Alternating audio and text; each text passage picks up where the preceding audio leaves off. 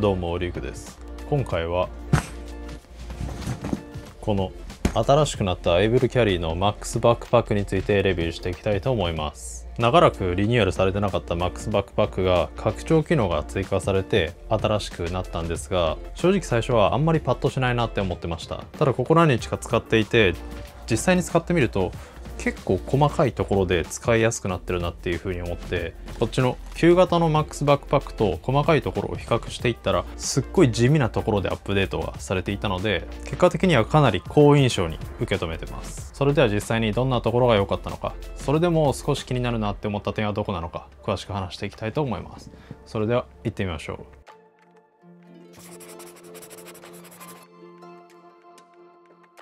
それではまずこの MAX バックパックについて簡単におさらいしていきます。エイブルキャリーの MAX バックパックは容量が30リットルから32リットルまで拡張可能な大容量のバックパックです。出張や1泊3日程度の旅行に適したサイズ感で17インチの PC まで収納可能な PC コンパートメントを備えています。素材には耐摩耗性と軽量性に優れた X パック VX21 またはリップストップナイロンが採用されていて、メインの荷室はクラムシェルオープンで大きく開き、ボトルポケットや独立した PC スリーブ、ラゲージパススルーなどの機能面も充実しています。快適なショルダーハーネスと背面パッドによって高い背負い心地を実現しており、チェストストラップによってかなり重量分散できる設計になっています。従来の容量が30リットルだったのに対して新しくなった MAX バックパックは30リットルから32リットルまで拡張可能になっており、より多くのシチュエーションに対応できる大容量バックパックに進化しました。それではここからこの新しくなった MAX バックパックの良かった点について話していきたいと思います。まず最初は何といっても拡張できるという安心感です。実際に家族でちょっとした旅行に行った時などは出先でちょっとした荷物が増えたりとか、買い物をしてバックパックに荷物を入れなきゃいけないみたいなシチュエーションの時に2リットルでも少し広がるっていうのはかなり安心感がありました。あとはたまに長期の出張がある人なんかは最初からここを拡張していってしまえば、荷物を厳選してしまえばワンバックパックで1週間ぐらい耐えきれるみたいなこともできてしまいますし、飛行機に持ち込む際はちょっとサイズのチェックをする必要はありますが、今までのこっちの30リットルに比べるとかなり多くのシチュエーションをカバーできるなっていう印象はあります。あとはここのファスナーが開いている時も閉じている時もこんな感じでこのナイロンベルトのところにちょっと隠すことができて、デザイン的にもかなり自然に埋め込まれている印象なので、この拡張機構がついたからといってすごくごつくなったみたいな印象はありません。バックパックはこう実際に縫製する時に裏返さないといけないので、ここのループをどうやって作ってるのかめちゃめちゃ気になりました。次に良かったのがここのフロントポケットがかなり使いやすくなったという点です。1個前の MAX バックパックはこんな感じで横からアクセスするポケットに対して縦向きにこういった伸縮素材のポケットが切られていて、こちら側はかなり広めのポケットだったので使いやすかったんですが、こっちなんかはこんな感じでかなり狭くなっているので、そもそもあんま使い道がなかったのと、こうやって手を入れるのに対してこっち側に手を突っ込まないといけないので、ここのフロントスペースがいまいち使いづらいなって思ってました。さらに MAX-EDC なんかと比べるとここの口の部分がこれだけしか開かないので、例えば出先でちょっとした薄手のジャケットを脱いでこの中にしまっておくみたいなシチュエーションの時に、ここの口が狭いとそういった大きめの荷物を入れることなんかが結構困難になっていました。こっちの新しくなった MAX バックパックの方は中のポケットがこんな感じでどちらもかなり広めのポケットで、しかも横からアクセスできる仕様に変更されており、単純にこうアクセスポイントとしてもかなり使いやすくなりましたし、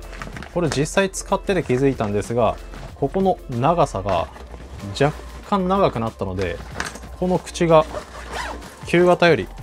少しだけ広く開くようになりました。実測値ベースですが、こっちの旧型がだいたい31センチぐらいだったのに対して、新しい MAX バックパックの方は34センチぐらいになってるので、ここのフロントのポケットが2、3センチ広くなったことになります。とはいっても MAX-EDC みたいにこの上のところまで開くわけではないので、MAX-EDC みたいなダッフルバッグのように使うことはできませんが、基本的にはこっちのクラムシェルをメインに使って、こっちはよく使うものを入れるフロントポケットとして使うことを想定した時にかなり使い勝手が良くなったんじゃないかなって感じました。次はこの PC のトップポケットのここの部分に少しマチがついたという点です。今までのマックスバックパックはここの部分にポケットがあってすごく位置としては使いやすかったんですが、ここのマチがほぼゼロだったので、入れようと思っても薄手の充電器であったりケーブル類なんかしか入らなかったのに対して、新型のマックスバックパックは一見そんなに広がってないように見えるんですけど、このステッチが見えると思いますが、こんな感じで1、2センチぐらいマチができたので、結構大容量のモバイルバッテリーやイヤホン、マウスみたいなものであってもパンパンにならずに収納することができます。あとこの狭くて使いにくかったポケットも廃止されていて、1個の大きなポケットに変更されていたり、この辺のループはそのまんまで純粋に使い勝手を良くしたっていう印象です。ここの部分も最初使ってる時は気づかなくて、こうバッテリーとかを入れた時になんかやけにゆったりしてるなと思って実際に測ってみたら、ここにマチがついていたので、すごく地味だけどいいアップデートだなって感じます。ただこのポケットは MaxEDC と違ってこっちの PC 側にせり出しているせいで、こういった極端に太いものを入れてしまうとこの PC 側に干渉してしまいます。なのでこういったね、ちょっとでかいガジェットを収納するみたいな運用は少し考えにくいんじゃないかなって思います。あとは PC サイズにもよりますが、大きめのラップトップを使ってる人はもっとこう上の方まで突き出てくるので、ここのトップポケットと干渉してしまうんじゃないかなって思います。ただトラベル用途のバックパックって考えるとメインのスペースをかなりフルに活用したいですし、正直このぐらいの容量があればほとんどの周辺機器は収納できてしまうので、加えられてる変更量はすごく少ないんですが、使用感はかなり格段に上がってるなって感じました。次に良かったポイントが、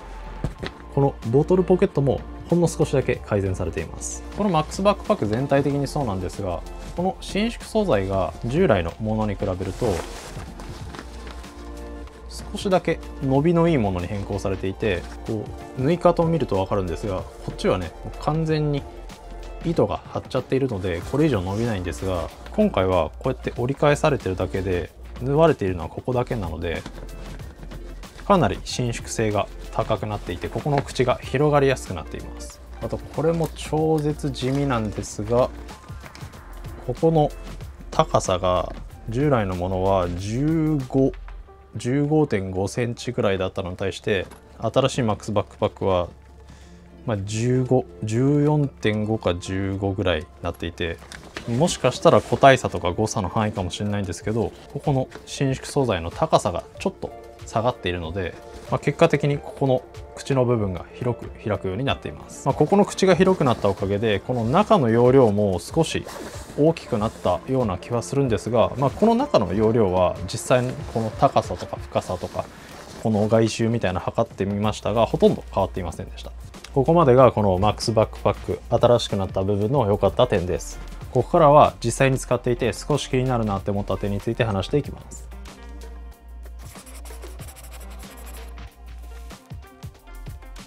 まず1つ目の少し気になった点は、2リットルっていう差はあまり拡張してる感覚がないっていう点です。バックパック本体がかなり大きいので結構広がってる感じはするんですが、ここの拡張幅自体は結構狭いので、スペック表記としても2リットルっていう風に書いてありますし、実際にここを拡張して荷物を入れてみた感じ、ものすごく荷物が入るようになったっていう印象はありませんでした。なので出先で荷物が増えた時にちょっと荷物を入れられるっていう安心感にはなりますが、ここを広げることによって全く別の大容量バックパックに生まれ変わるみたいな、そこまでのインパクトはないんじゃないかなって感じました。ただこの拡張方法僕結構好きで、今自分で開発してるバックパックにも取り入れてるんですが、こう上側が広がることによって下の荷物をガサゴソ入れ替える必要なく、この比較的空きやすい空間が広がってくれるので、追加の荷物はかなり入れやすかったです。このトップの背中からフロント部分までの長さがかなり広がるので、結構アウトドアで使ったりとか自転車のヘルメットなんかも収納できてしまうんじゃないかなって思います。次の気になったポイントが、ここのヒップベルトの仕様が変わったという点です。従来のマックスバックパックはこんな感じのベルト、太めのベルトがついていて、ここにサードパーティーのヒップベルトをガシャってくっつけて腰に巻くみたいな、そういう方法が取れたんですが、今回のアップデートでこういう背中の腰のあたりに通すタイプのヒップベルトに変更されています。もちろんエイブルキャリーはヒップベルトをリリースしていないのでサードパーティーのものを使う必要はありますし、このタイプのヒップベルトを持ってる人にとっては全く問題ないと思いますが、旧型のマックスバックパックを今使っていて、こうやって刺すタイプのヒップベルトを使っていた人は新しいマックスバックパックに買い替えた時に同じものが使えないので、新たにサードパーティーのものを探す必要があります。全体でこういう仕様を統一してきているということは、もしかしたら近い将来エイブルキャリーが公式でヒップベルトをリリースする可能性もありますが、僕は今のところ何も聞いていないので、ここはね、今マックスバックパックを使っていてヒップベルトを装着してるよっていう人にとってはちょっと微妙な変更かなって思います。個人的にはね、早くエイブルキャリーからヒップベルトが出ることを願っています。次に気になったのは、ここのショルダーハーネスのアップデートは特にないという点です。MAX-EDC のショルダーハーネスはこんな感じで、チェストストラップが隠れているところの上の部分にカードなどを収納できる小物ポケットが両サイドにくっついていて、クレジットカードだったりパスモみたいなものをここに収納してピッとすぐ取り出せるみたいな意味では結構気に入ってる人が多いんじゃないかなと思いますが、今回の新型 MAX バックパックでは従来と同じで、ここのチェストストラップの隠れた機構だけの実装になっています。デイパックではないので、スリングとかつけて旅行するみたいな人にとってはここのポケットそんなにいらないよっていう人も多いかもしれませんが、エイブルキャリーのフラグシップを謳うんであればここも実装してほしかったなってちょっと感じました。なのでね、この MAX-EDC でこれすごくいいなって思った人にとってはちょっと残念なんじゃないかなって思います。次の気になった点は、この底面が汚れやすいという点です。これは X パックモデルだけなんですが、底面には1000デニールのナイロンが使用されていて、よくある1680デニールのバリスティックナイロンとかに比べると結構毛とかホコリがつきやすい素材になっています。なのでね、これを外に持ち出してボンって下に置く分にはそんなに気にならないかもしれませんが、カーペットだったりペット、猫とか犬を飼ってる家でこれを置くときに結構毛がついて気になるんじゃないかなって思います。ただこれは X パックモデルだけの仕様で、リップストップのモデルはこの下の方まで全部同じ素材が使われていて、この1000デニールのナイロンは使われていないので、そういう意味だと X パックよりもリップストップの方がいいっていう人はいるんじゃないかなって思います。ただこの1000デニールのナイロンは結構いいところもあって、立てた時にかなり安定するっていう意味ではこっちの X パックで下が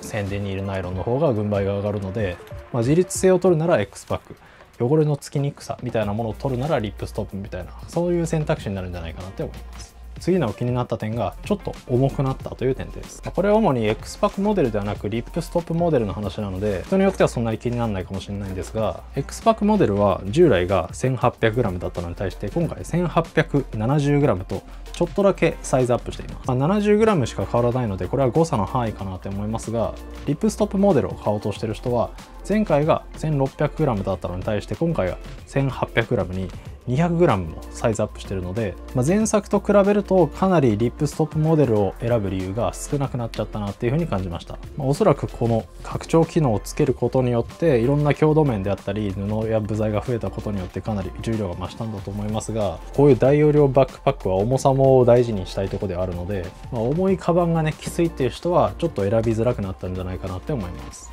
以上がこの新しい MAX バックパックを使っていて少し気になるなと思った点でした。全体的には MAX バックパックのファンをすごく大事にしたアップデートだなっていう風に感じました。というのもブランドとしては結構ガラッと変えて派手で目新しいみたいな風に振り切るのも全然ありえたと思うんですが、この前作の仕様というか形、機能性みたいなところをすごく大事にしながら極端に変更を加えるのではなくて1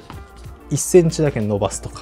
ちょっとだけ待ちを与えるみたいな、そういう地味なアップデートでこの新しい MAX バックパックをリリースして、で一応目玉機能として拡張機能っていうかなり実用性の高い機能を付与してきたので、すごくこの MAX バックパックのファンを大切に考えてくれてるなっていうふうに感じます。とはいうものの正直ちょっと物足りないなっていう印象もありました。使い勝手だったり強度みたいなものを優先した結果だとは思うんですが、さっきも言った通り拡張機能以外の新しい機能といったものはほとんどありません。なので位置づけとしてはマイナーアップデートになるんじゃないかなって思います。なのでこの MAX バックパックを検討していて新しいものが出るというのを聞いて、何かこう新しい機能であったりフルモデルチェンジみたいなものを期待していた人にとっては少し拍子抜けなんじゃないかなって思いました。ただこのエイブルキャリーの使い方だったりカスタマイズみたいなものを全部ユーザーに委ねるみたいな精神はすごく生きていて、最近結構ねカバンをどんどん小さくしたりコンパクトにミニマルにしたり荷物を減らそうみたいな、そういう動きが大きい中でこの拡張機能をねつけてくるっていうのはすごく好印象でした。あとはこのね内装からも分かる通り、こういったループのようなカスタマイズ機能はそのまんま残してくれているので、エイブルキャリーの使い方を決めつけない、そういうマインドはすごく好きです。持ち物とかが少なくなったりガジェットが薄型化されるみたいな、そういう昨今においていっぱい荷物を持ち運んだっていいんだっていう、そういう心の余裕を背負いたい人にとってはかなり強くお勧めできる製品なんじゃないかなって感じました。以上になります。こんな感じでこのチャンネルではバックパックのレビューであったり日々に役立つ情報を発信しています。 YouTube メンバーシップでは僕の開発中のノーマンズギアの製品の進捗情報であったり、僕が使ったバックパックを次のオーナーに譲渡するセカンドオーナー制なんかを特典として用意しています。気になったらぜひ概要欄からチェックしてみてください。X、Instagram、TikTok、ポッドキャストも配信しています。ぜひフォローをお願いします。最後にこの動画が面白いと思ったらグッドボタンとチャンネル登録、あとは通知登録もよろしくお願いします。最後までご視聴いただきありがとうございました。それではまた次の動画でお会いしましょう。バイバイ。